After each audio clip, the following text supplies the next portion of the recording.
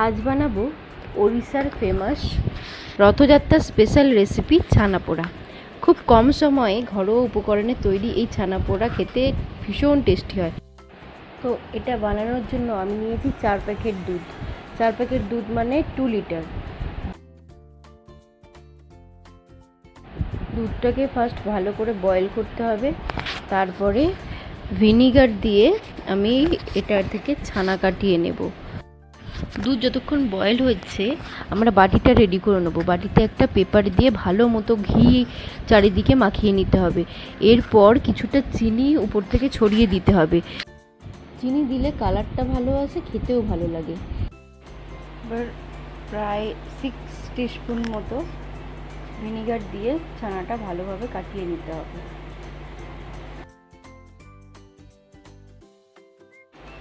ছানা থেকে জলটা ঝরিয়ে নিয়ে আরও একবার পরিষ্কার ভালো ঠান্ডা জলে ছানাটাকে ভালোভাবে ধুয়ে নিতে হবে।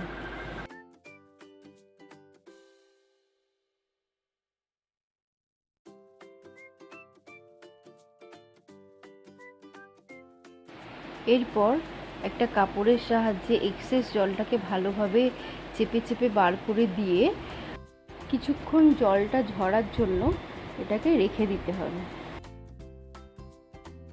বাস, এবার ছানাটাকে ভালোভাবে মেখে নিয়ে এরপর একে একে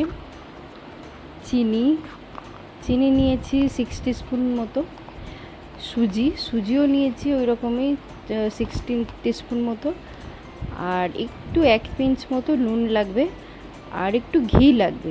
ঘিটা আমি দিতে ভুলে গেছিলাম বলে পরে অ্যাড করেছি। আপনারা এই টাইমে দিয়ে দেবেন ঘিটা, তাহলে আরও ভালো হবে।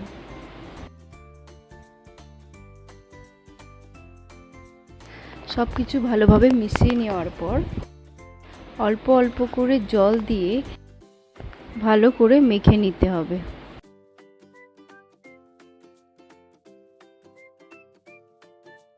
ছানা একদম রেডি।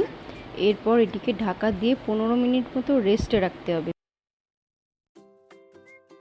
নেক্সট কুকার নিয়ে ওটাতে নুন আর স্ট্যান্ড বসিয়ে প্রিহিট করে নিতে হবে। তারপরে 15 মিনিট পরেই ব্যাটারটা আগের থেকে রেডি করা বাটিতে ঢেলে নিয়ে ওই কুকারে বসিয়ে যতক্ষণ না ঠিকঠাক মতো কুক হয়ে আসে আমাদের কম আঁচে রেখে দিতে হবে।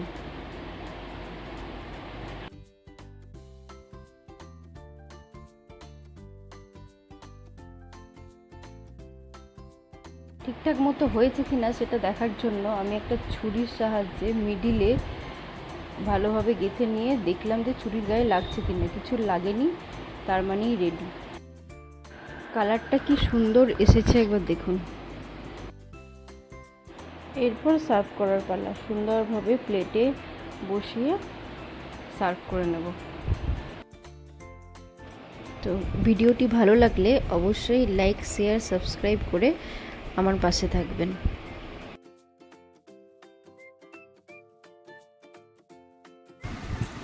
খুব সুন্দর। পুরীতে খেয়েছিলাম, চিড়িয়াখানা থেকে বেরিয়ে নন্দনকানন পাশের যে দোকানগুলো ছিল ওরকম হয়েছে। সুন্দর, কি গো টেস্টি, চিন্তা করছে কি ভালো বলবো। হয়েছে, টেস্টি। ও বাবা, থ্যাংক ইউ।